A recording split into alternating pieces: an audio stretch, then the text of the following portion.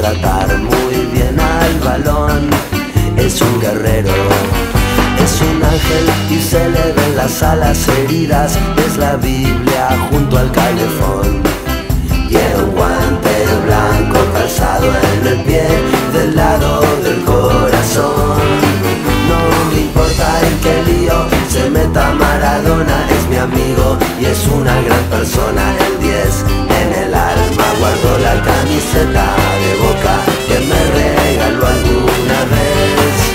Diego Armando, te estamos esperando que vuelvas, siempre te vamos a querer, por las alegrías que le das al pueblo y por tu arte también.